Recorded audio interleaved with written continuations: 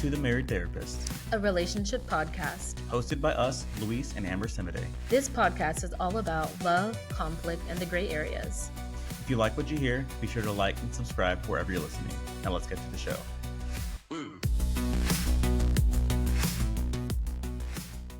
Welcome back to our podcast. In today's episode, we're going to be talking about all things fertility. We're going to start off talking about what we saw growing up, and then we're going to, of course, work our way up to talking about how things are for us right now. Then we'll end it with a Reddit story about fertility struggles. So, growing up, what did you see? What did you feel? What was going on when it came to fertility? Yeah, so growing up, my parents were young, so there was not really talk about fertility because one, I was the youngest, and so I never experienced my parents being pregnant, right? So there's that. But then beyond that, there wasn't really any talk about fertility or getting pregnant or anything like that because I grew up with two brothers, and so pregnancy wasn't really a topic of conversation at all. Um, and really just in general, like sex and all of that wasn't a topic of conversation, but that's a different story for a different day. But yeah, I remember obviously seeing it in movies and things like that. And I don't remember the point when I learned, quote unquote, how babies are made. But yeah, I mean, I learned it obviously. And so I knew you have sex and then you get pregnant. So that's just kind of as far as I knew growing up. And I know there was a lot of conversation about not having sex and all of this stuff because you're going to get someone pregnant, not in the house, but just in school and things like that with sex ed and everything. I had sex ed in sixth grade. And so that was kind of the main thing, like how the biology works with pregnancy. But it was never talked about in a way where they talked about the process and kind of the window of conception and all of that stuff. It was more so you have sex, you get pregnant, you have a baby. Pretty simple. And so that was kind of my understanding really until we started trying ourselves and I really started to see like all of the different things that go into it. But yeah, that's just kind of been my experience. Not a lot, obviously, because again, three boys, so pregnancy wasn't just a topic of conversation at all. But Okay, so growing up, did you think that you could get a person pregnant immediately? yeah, Okay. yeah. So in my mind, I was just like, if you have sex, you will get someone pregnant. It was just kind of like a for sure thing. Because I knew people obviously in school that were having sex and all of that in high school and a few people who had kids in high school. And so I just assumed the people who were having sex and not pregnant were always wearing condoms. And the people who had babies were the only ones not wearing condoms. And that's kind of how it was talked about in health class and things like that. It's like wear protection because you're going to get pregnant and or have an STD. That was just kind of the dialogue behind conception and condoms and things like that. So yeah, there was no talk about the fact that you can have sex without protection and still not get pregnant or get an STD. Like that's a possibility too, right? So I think it was very simplified in high school for me. Yeah, that makes sense. Kind of like a scare tactic. Yeah, pretty much. Yeah, And at the end of the day, you just never really know who you're dealing with. right. Obviously, if you're in a committed relationship and there's trust that's been Hmm. established, it's a bit of a different thing. But Yeah, typically in high school settings, that isn't always the norm. right. It does tend to be like pretty casual. And so that kind of makes sense. Why that Yeah, message is spread, because teen pregnancy and STDs are prominent. right. That being said, I think it does a disservice though, because Mhm. those teens grow up to become adults who don't have the full picture of all things fertility. Yeah, for sure. And I think in high school, again, especially depending on what state you're in, because I know here in Texas anyway, I have a friend who worked in the sex education space, and abstinence was the dominant discourse as far as sex ed and all of that goes. And the reality is, kids are going to have sex. Like, you can't just say that and then they're just not going to do it. So I think giving the full picture would be a healthier, more well rounded practice, not only for themselves in school, but also, yeah, like you said, when they get out of school and they are trying to have kids intentionally. like what all of that entails instead of going into it blindly, just hoping for the best. Right. And so, but I could see if they are explicit about the fact that it is this small window of time when you can get pregnant. I'm sure kids are going to really weaponize that and be like, oh, so all these other times I can totally have sex without protection and not get pregnant, which would probably skyrocket the STD rates. But, so I get it why they are fairly limited in what they tell teenagers. But I do think it would be helpful to get the full picture on some level. And to your point, I think what would be optimal is if parents were Yeah. providing that education so it is more holistic, Mhm. because you just said we're here in Texas, abstinence is the main discourse, so we can't exactly fight that. Right. So in order to fill in the gaps, I think it would be really important for their kiddo to come home and be able to have Mhm. that. Obviously, that would be best case scenario. We know a lot of households, Mhm. especially religious households or black and brown households, don't necessarily want to talk about that. Right. So that's a whole other thing. But yeah, I think that could be the best path for a Yeah. kiddo to be able to have all the knowledge and they can grow up and make informed decisions. Yeah, and the reality is I think a lot of parents even are ignorant to the fact of what all fertility entails, especially if they had kids young, right? They were just having sex, they got pregnant, they had their kids, and then that was the end of their fertility journey, right? So I think a lot of parents don't even know. So I think there should be more education for parents just so they're aware of what these conversations are because I agree, I think parents should be having these conversations with their kids about what fertility entails, what it really requires to have a baby. And I think a lot of parents just don't know. So I think if we were just to say, we'll do this in the school with parents, you have the conversation, a lot of them would still be lost or they just wouldn't do it. So I think empowering them to do it would be helpful too. No, that's a good point. Mhm. That's so true. If you just popped out a bunch of kids with Mhm. 0 issues, how would you even know Yeah. what to do and how to do it? So that makes sense. Knowledge is power. Yeah. Yeah. What about you? What was your experience growing up? I know it's probably very different being with mostly girls in your house. So, what was that conversation like, and what was that discourse in your family? Yeah, so I was raised in a religious household, Hmm. and so the main narrative that was preached was just don't have sex until you're married. Right. I actually got a purity ring when I was 16. I had one of those.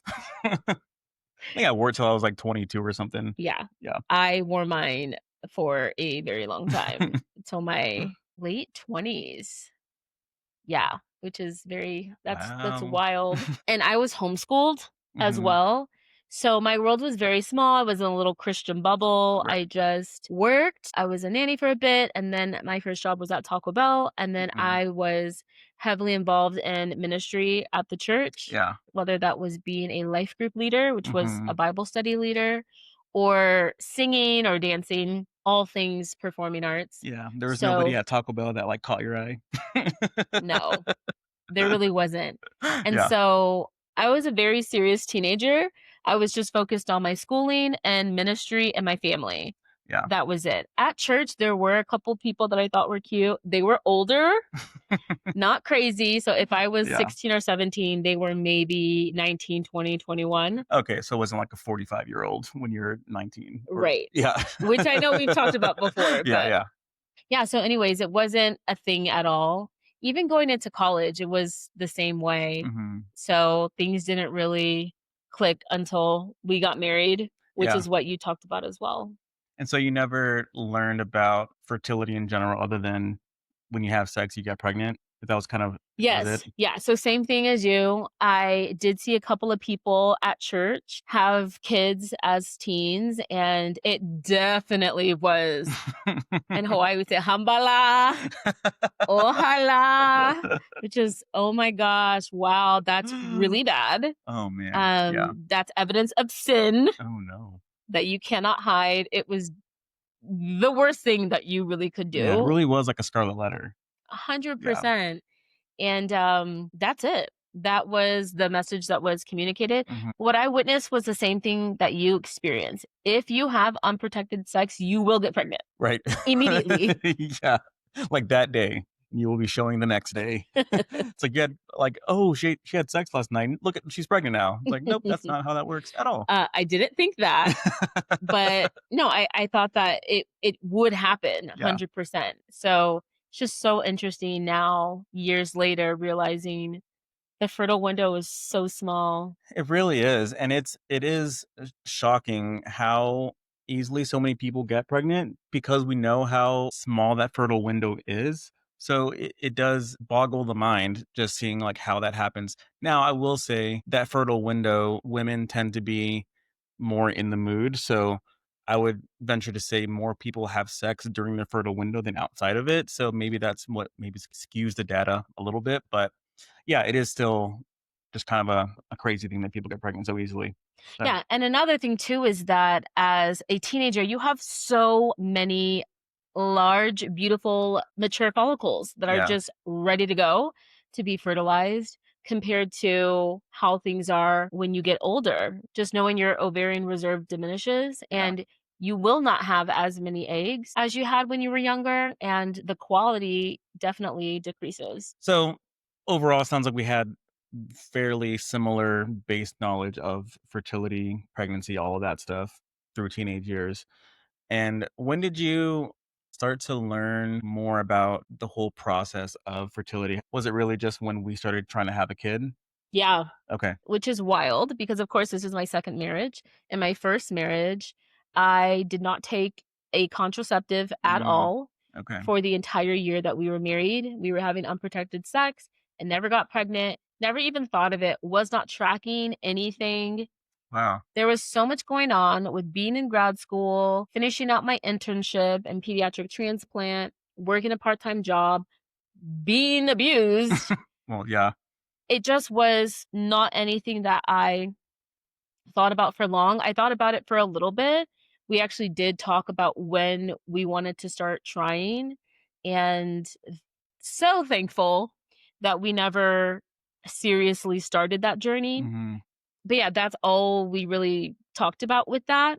And so thankfully I was able to get out of that before we officially started trying. But yeah, fast forward to being with you and figuring out what our timeline looked like was my very first time diving deep. Hmm. So that meant tracking my ovulation, realizing when the fertile window is, and understanding things like my basal temp increasing around Hmm. ovulation and like cervical mucus and stuff like that. Yeah. Okay. I know it was such a stressful marriage, and I know cortisol has a negative effect on your ability to get pregnant. So I would imagine that was definitely a factor um, for you not getting pregnant during that marriage because it was such a stressful environment that you were in. So Yeah. thankfully, yeah, you didn't get pregnant. And Yes, I'm so forever grateful. I do believe I may have experienced something called a hostile womb yeah, because my cortisol was just sky high. hmm, My womb was like, which yeah, I think is really beautiful on a biological level, yeah, that my body was like, nope, this is not a conducive environment yeah, for a child. There's so much going on. So I'm just going to shut it down. yeah. No, that is a really cool thing that the body naturally does. Yeah, it was similar with my previous marriage too. Like we actually were trying, but we didn't necessarily have conversations about the fertile window and all of that stuff. Like I knew we had to have sex during ovulation, and that was pretty much all I knew. We didn't really talk about anything else. And there were times when she was actually trying to get pregnant that I didn't know about because I didn't know she was ovulating. Because I know for us, like, we track it, we both of us track it, and for in that marriage, only she tracked it, and so I didn't know everything that goes into ovulation and how long after your period that starts, so I didn't know any of those timelines, and she said it in passing one time. I don't know, we were talking about something, and she's like, "Well, I know I'm not pregnant because we've been having sex when I've been ovulating, and I haven't gotten pregnant." I was like, "Oh, I didn't know that." So I didn't know that we were trying until shortly after that. So she was kinda trying before I was aware that we were trying. It's a whole thing.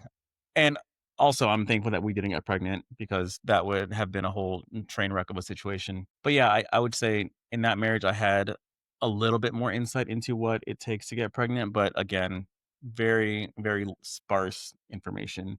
And so it wasn't until we started trying that I really started to do a deep dive, like you said, and really started to track and know the different timelines and even the different phases of the cycle. Like it was just very interesting, everything that goes into it. So, yeah, so I would say our marriage is kind of the first time I've seen that more in depth.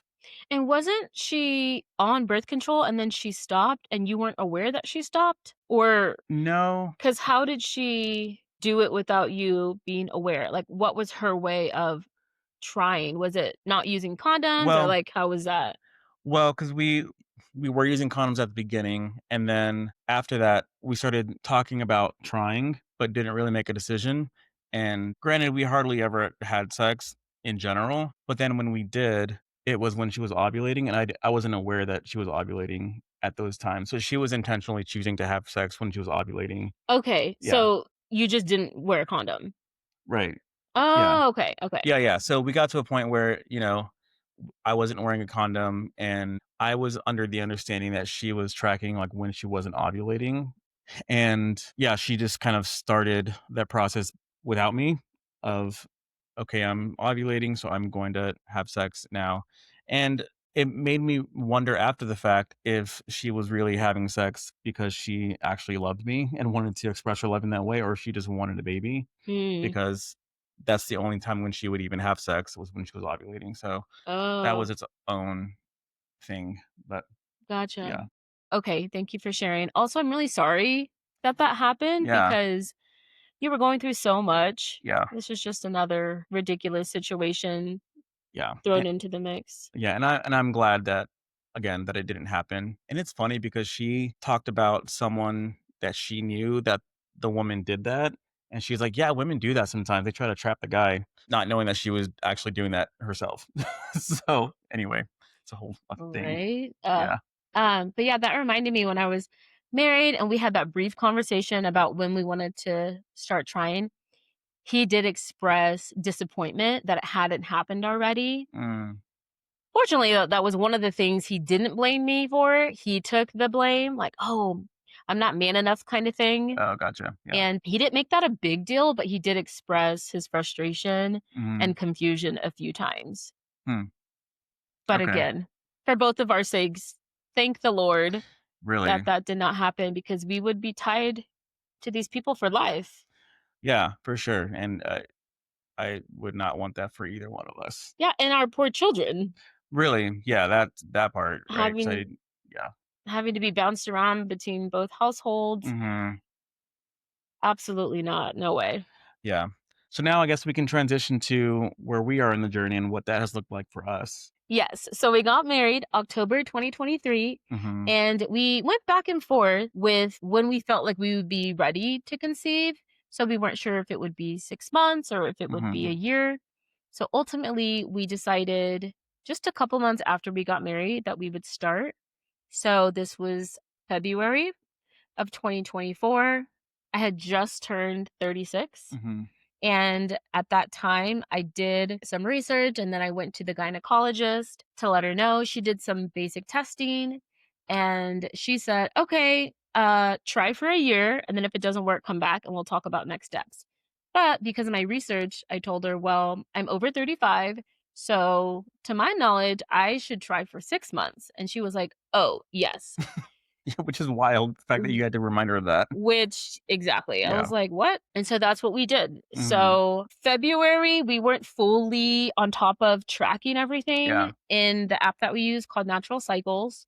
And just want to do a plug for Natural Cycles. We absolutely love it. If you're interested, let us know. We can give you 20% off, but it is incredible. It's the only FDA approved app of its type. Mhm.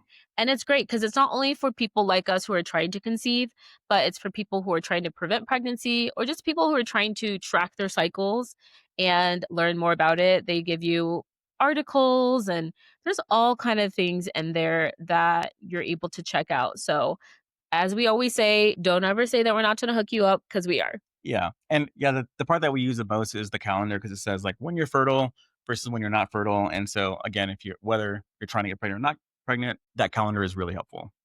Yes. So yeah, March 2024 is when we officially started trying. I was excited. I was like, okay, we've got 6 months. I remember feeling this personal challenge Mhm. in a good way. Like, okay, we've got this. We know everything. Let's go ahead and do it. We did it, did not conceive. Right. And so that was disappointing. So after 6 months, I went to my doctor and was like, hey, what's up? It's me. Didn't conceive within the 6 months. So what are the next steps? Mhm. I was thinking that I would be referred to a fertility specialist at that time. But no, she said, okay, let's go ahead and do Clomid, which is an ovulation induction medication, and see what happens after that. And I was confused because I said, oh no, but I do ovulate. Mhm. And she said, actually, we don't know that because you need testing in order to get that confirmed, Mm. which I didn't know. I thought because I had regular cycles, which I've had my whole life, that I did. And oh, I forgot to state the 6 months while we were trying, I was doing those LH strips, Oh, yeah. which stands for the luteinizing hormone, to detect a rise in that. And so when you get a peak on those strips, it will tell you that you would ovulate within 24 to 36 hours. Right. And those are helpful, but she just said, well, we can't 100% say that you do ovulate because we haven't done testing. And so it doesn't hurt to be on this. And so I said, okay. And so she said, we'll do it for 3 months. First month will be, I can't remember the dose, but we would titrate up over the months. Mhm. And so this was October, November, December. Yeah. And so took Clomid and was hoping for the best. But what sucks too about being on Clomid was that I didn't have monitoring appointments. So Mm. I wasn't sure if my follicles were huge, Yeah, if it was if actually working. right, which again, there's just so much that I've learned after that. In any case, didn't conceive for those 3 months. And then I remember going back being like, hey, what's up? It's me. What do I do now? And so this takes us to 9 months of trying. Mhm. And then I remember I met with the NP and I actually broke down and cried. Yeah. And she was so sweet. I just remember expressing all the disappointment and fear and confusion, and she just was like, "You need to see a fertility doctor." Mhm. And I was like, "Okay." And so she said, "Let me put a referral in. We work with this amazing clinic. Here's a pamphlet. There's a bunch of providers. Figure out who you think you would want to see. Book an appointment with you. They'll do all this diagnostic testing with you Mhm. to see if there is an issue, and then you guys can talk about next steps." I was so grateful for her. This was around the holidays, Mhm. and I just needed something to be excited about, something Yeah. to look forward to. So when I was able to get in contact with the fertility clinic, that just did so much for me. But yeah, that's how the experience was for me. But how was it for you? Yeah. This whole time, these 9 months, it was really just you and me. We didn't really talk to a lot of people about it at all.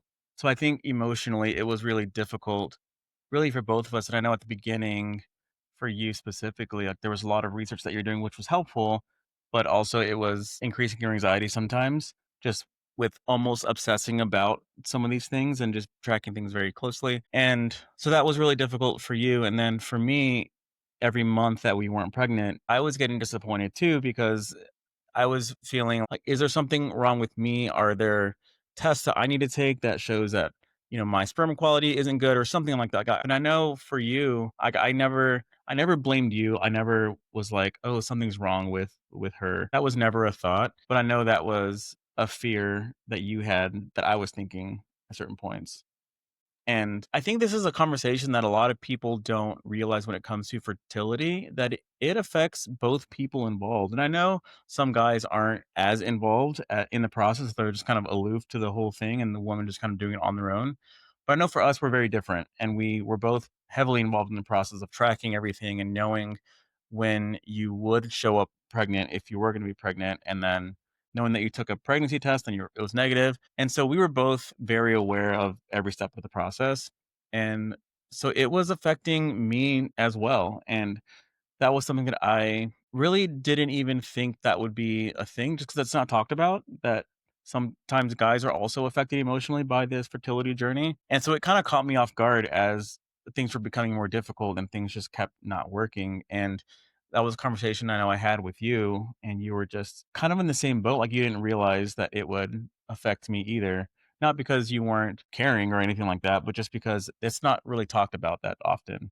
So yeah, so that those first 9 months were probably the most difficult part of this journey for me emotionally. But what were those first 9 months for you emotionally? I know I talked about it a little bit, but you can speak for yourself. Like, what was that like for you? Yeah, it was really difficult. I went into it not thinking that I would conceive immediately, Mhm.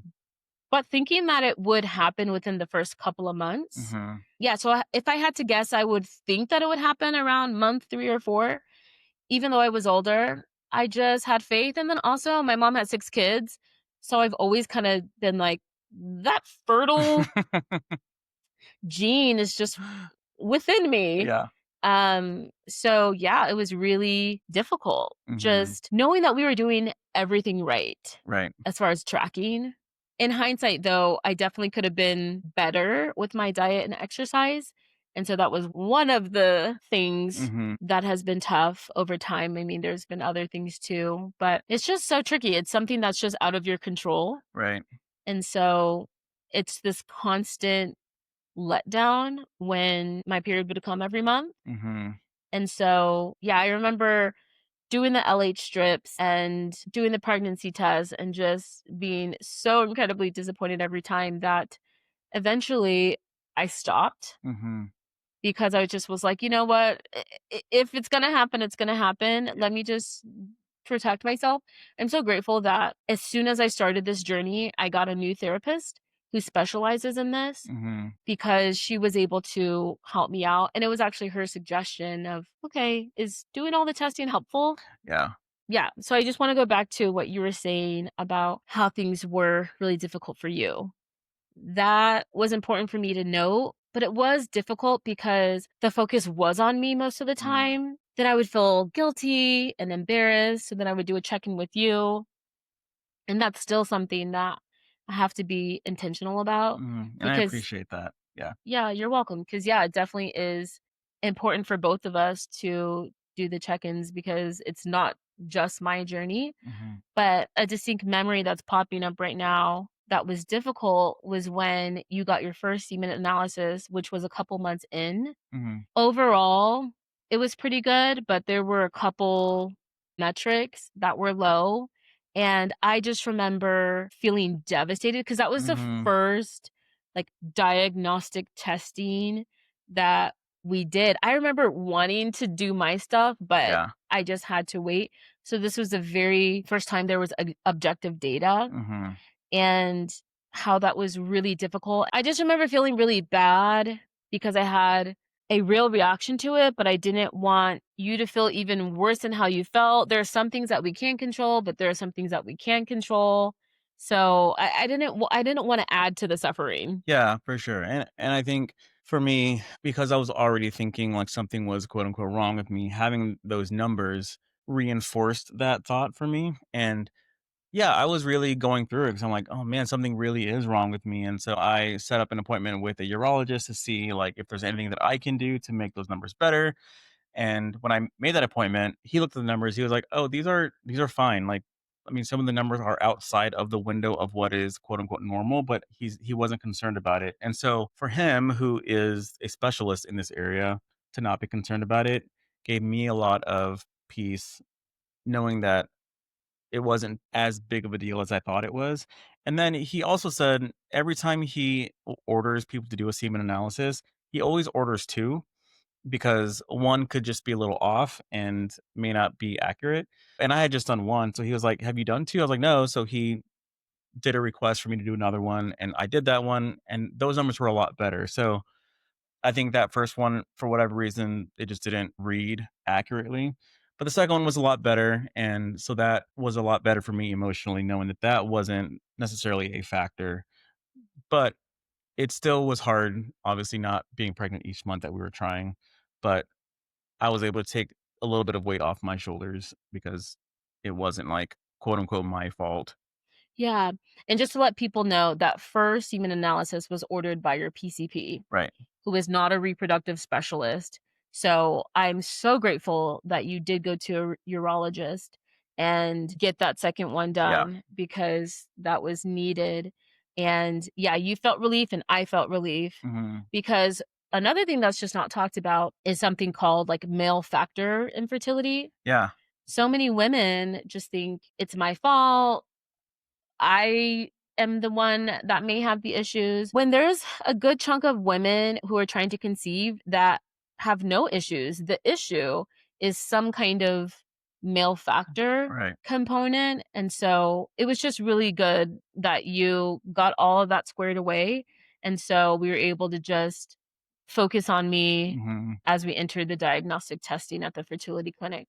Yeah, and something else we didn't talk about was whenever you were ovulating, obviously we knew we had to have sex and all of that stuff, and for me who already deals with anxiety, that was really difficult for me to get past sometimes because I knew how important that moment was, that sometimes that would affect the performance, right? There was, like, this performance anxiety that would arise, and I had to work through that with my therapist.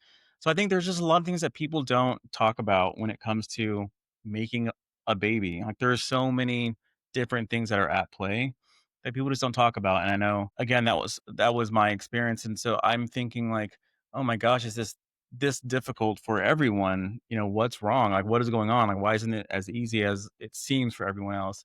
But as we did a lot more research, and I know you were on TikTok a lot, we started to see, like, these are a lot more common than people think, and people just don't talk about it as much. So that's one of the reasons why we wanted to do this episode is just to share our journey and how that was. And if anybody is experiencing this themselves, know that they are not alone in these fertility struggles, whatever that looks like.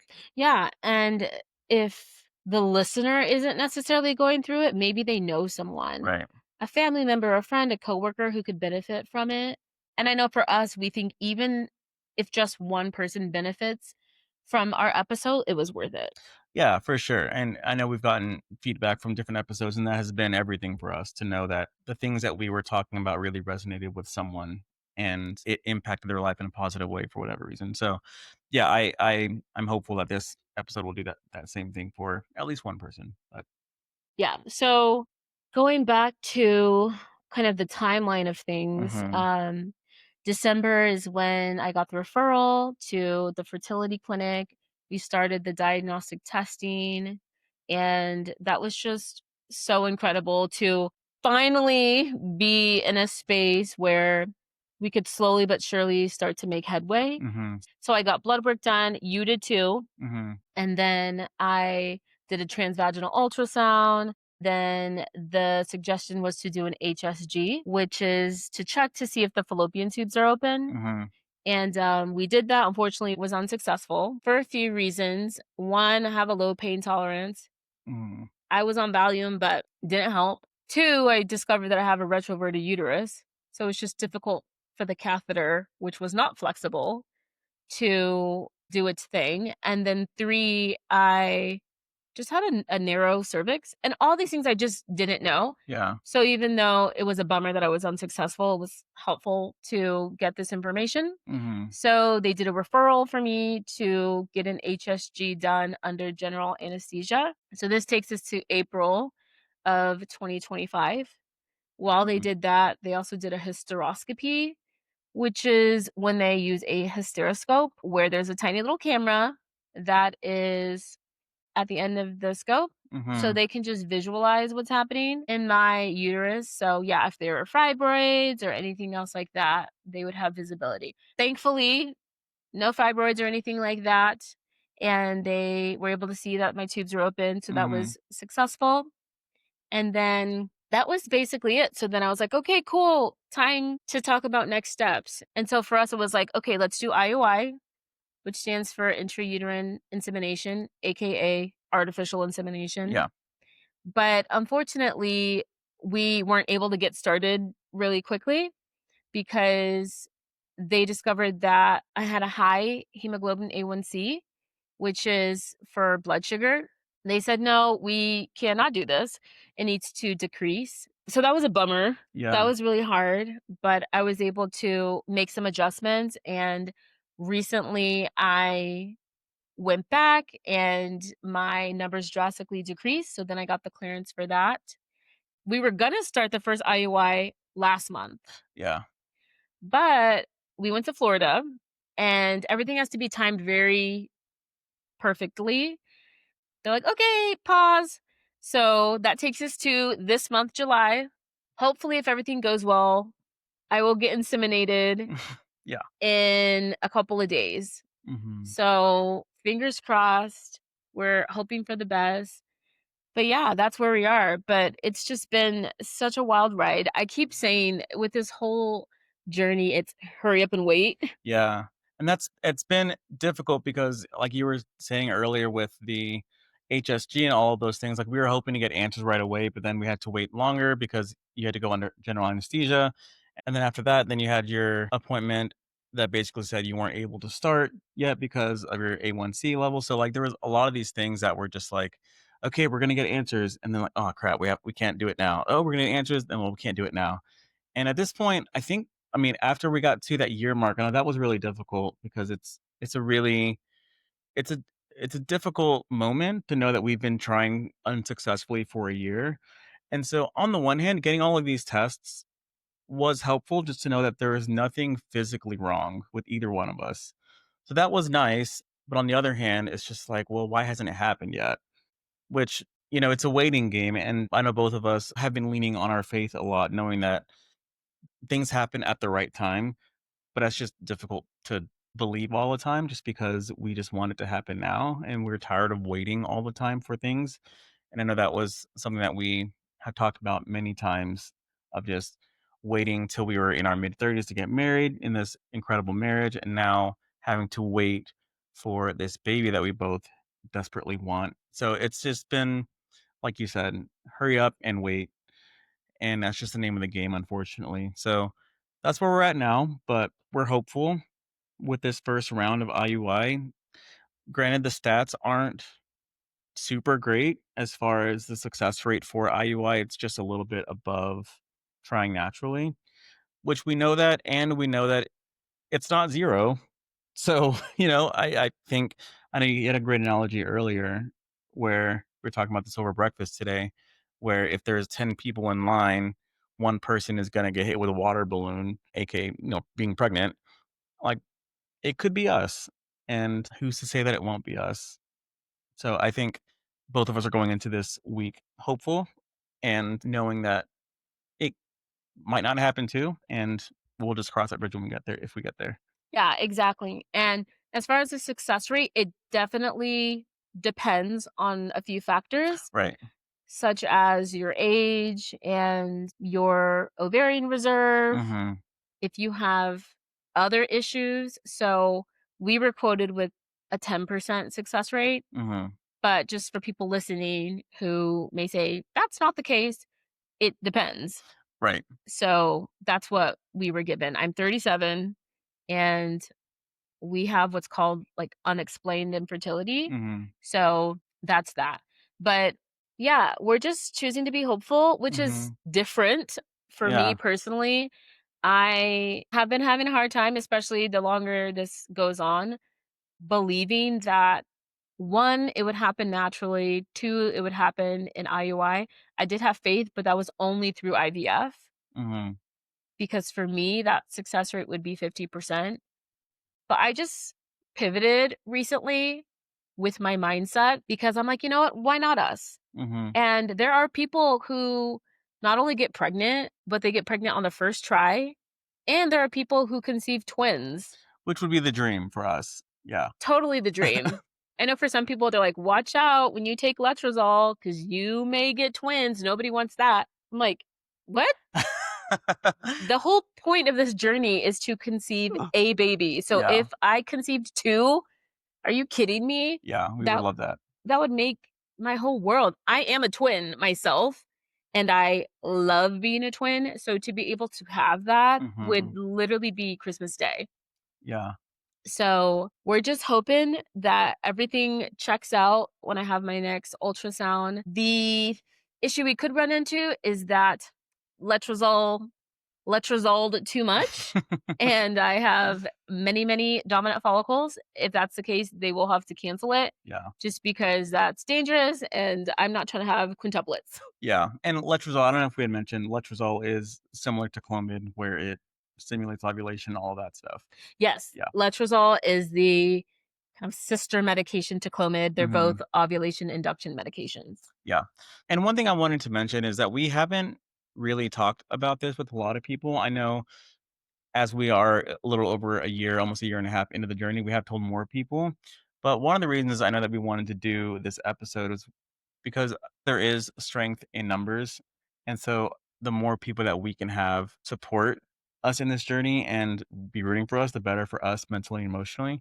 Because I know when we weren't telling anyone and just talking about it amongst ourselves and our therapists, like it was still pretty difficult emotionally. And we don't know what people are going to say or not say, or if they're going to say the wrong thing, or there was a lot of fear I know that we had with telling people because we weren't sure how they were going to react if they were gonna give unsolicited advice or anything like that, we just didn't want. And I know we've gotten a little bit of that, but not as much as we, I think, feared that we would. So, I just wanted to throw that out there because I know a lot of people are probably in that same boat of, like, whether they should tell people or not. Because I know ideally, we would have loved to be open about this conversation when we were pregnant, but it just hasn't happened yet, and any support that we can get right now with the people that we care about and love is beneficial for us. Yeah. And for me, it was about capacity. Yeah. It's such an emotional journey. Mhm. I simply did not have the capacity to be talking to everybody about it all the time. Yeah. And so we both decided that we wouldn't tell people for a while. So we were processing it with each other, but also our therapists, Mhm. which was so helpful. But yeah, it did get to a point where I was like, okay, I need outside help. Yeah. I can't remember exactly when I started telling people, but it was definitely around 7, 8 months Mhm. of this TTC journey, and that stands for trying to conceive, and that's what worked for me. Mhm. It was very freeing when I did talk about it. Every single person that I shared this with, it was like it was a breath of fresh air. For me, I just did it person by person, and I just had to figure out, like, who is this person? Do I feel safe? Is this person gonna tell other people? Mhm. And so when I would tell people, of course, they were all so sweet and supportive and loving and things like that. But yeah, there are some people on this journey who say, no, when I was trying to conceive, I told people immediately. And that's fine if that's what works for you. And there are other people who are just like, nope, I'm not going to say anything until I'm pregnant. And that's actually what I wanted to do. Yeah. That was my goal, to not really ever say anything and then just be like, "Oh, I'm pregnant," and then share the TTC journey Mhm. with people in my life and on social media. But yeah, we decided to share now because it felt right. And also another thing too is that on this journey, I'll just speak for myself. I just felt weak, like a failure. Mhm. And so I'm wrestling with all of that. So that's another reason why I'm not trying to talk about it all the time, Yeah. because it's just a constant reminder of that. And so that's just something that I've continuously processed in Mhm. therapy is I'm not weak. I'm not a failure. It's going to happen Mhm. one day. When it happens, it's going to be the right time. But yeah, at the end of the day, it's just important for people to gauge their capacity levels, Yeah. and sometimes people aren't on the same page, like Mhm. partners, Yeah. and that can be really tricky. I know for us, you were ready to share it a lot sooner than I Mhm. was, Yeah. but I'm so grateful that you didn't. Yeah. You waited for me. That meant the world. That was another issue too, though, because it is your journey. So I felt guilty because I Mhm. want you to get the support that you need, Right.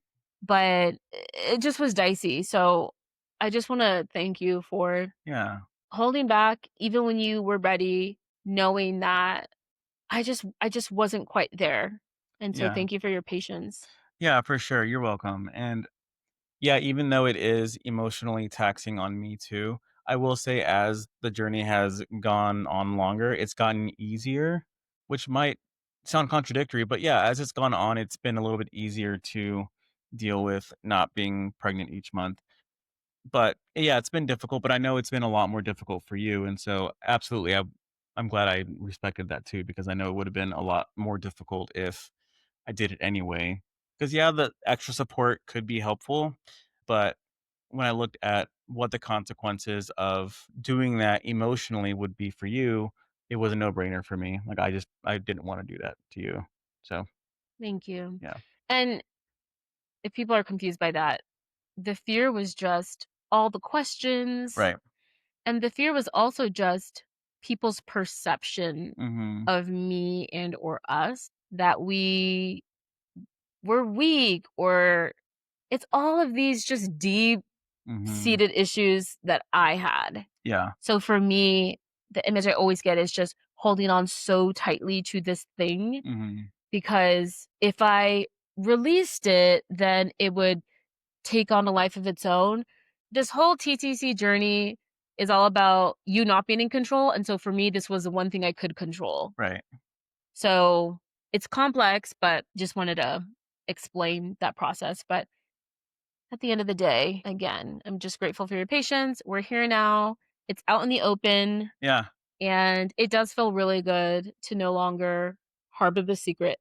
Yeah, really, it did feel like that. It was like this secret that we had, and that's another reason too that were being open about it because it is such a big part of our life that started to feel foreign to not be open about it because it was this thing that we are experiencing that we're dealing with on a daily basis that we just weren't really sharing. And so I think to fully open our lives to the people in our life, I think is helpful just in general. Yeah. Yeah. Well, I'm excited for this journey, excited Yes. for what's to come over this next week, and overall, just hopeful. Me too. Okay. So now I can share the Reddit story Yes. that has to do with fertility.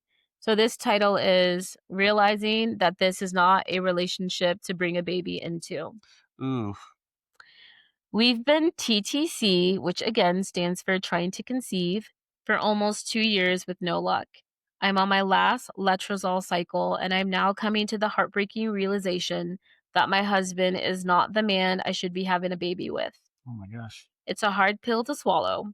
Part of me is still wondering whether I may be exaggerating or blowing things out of proportion, but another episode of being yelled at and threatened with divorce is really cementing it for me. I've wanted a baby for so long, but I now realize that it would be selfish of me to bring a life into this world when I know this relationship is not healthy and likely to end in divorce. No child deserves that, no matter how much I want one. I think the wanting of a child has blinded me and made me put up with things I shouldn't have to put up with, amongst other things. I'm almost 30, and having had fertility issues, I worry I may never have a child and mourn what could have been, but I just can't carry on in this relationship. If you've got this far, thank you for reading my pity party. I just needed a place to let this out. Man, that's really heartbreaking.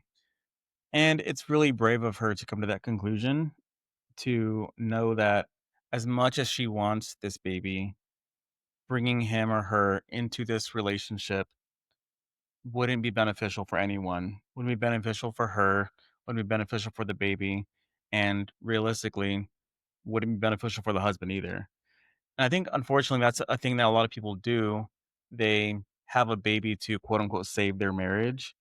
And we see it time and time again in the work that we do, the devastating impact that has, not only on the kids, but on the relationship.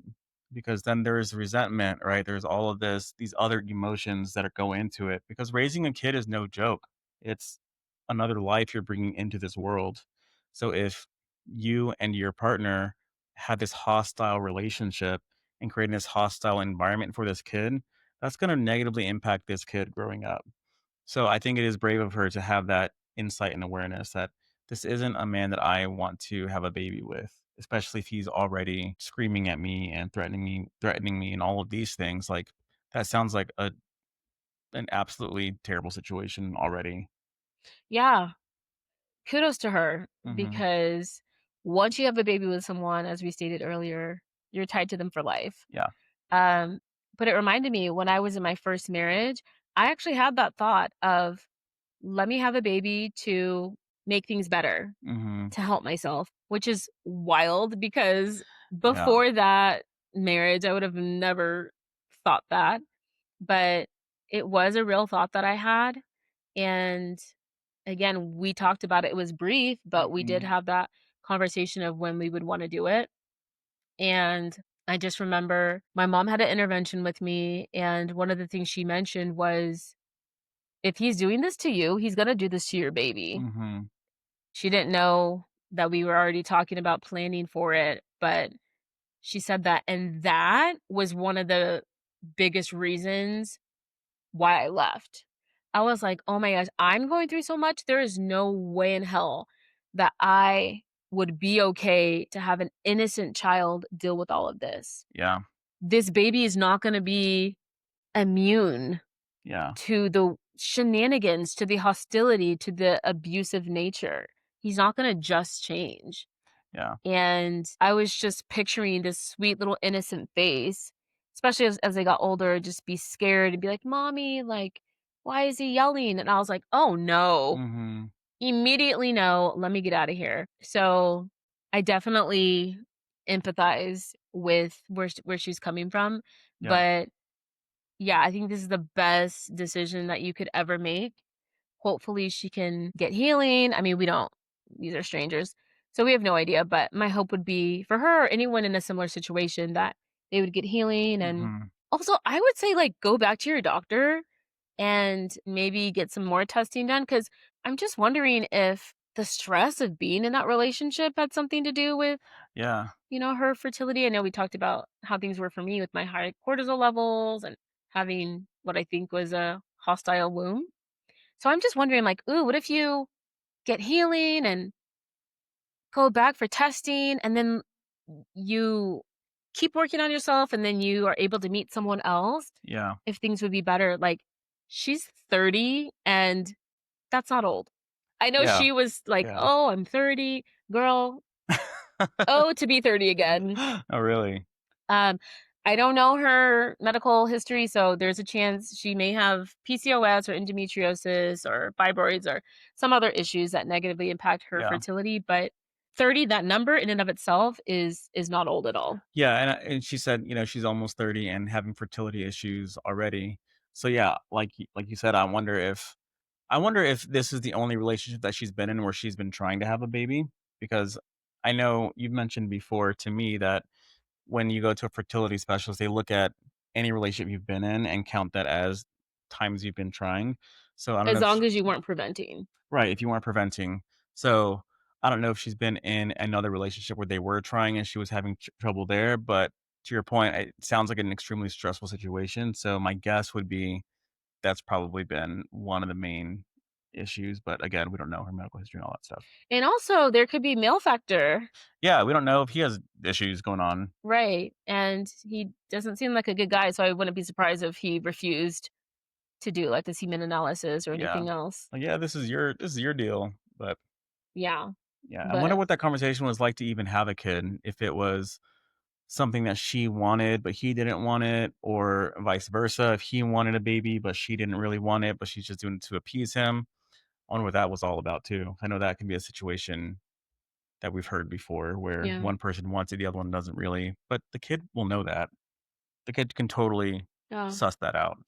Yeah. So, good for you, girl. Yes, get out of that relationship, get some healing, find a healthy man, and live your best life. Yep, that's it though. Yeah, if you guys have any questions about our fertility journey, let us know. Or if you have your own fertility journey going on that you just need some advice or just have questions about your own journey, let us know. We would love to answer those if we can. And I just want to do a reminder. So, of course, yes, we've been doing these Reddit relationship dilemmas every episode, but we definitely would love to hear from you, our audience. So, if you have a dilemma, let us know. You could just email us at semidaysquad@gmail.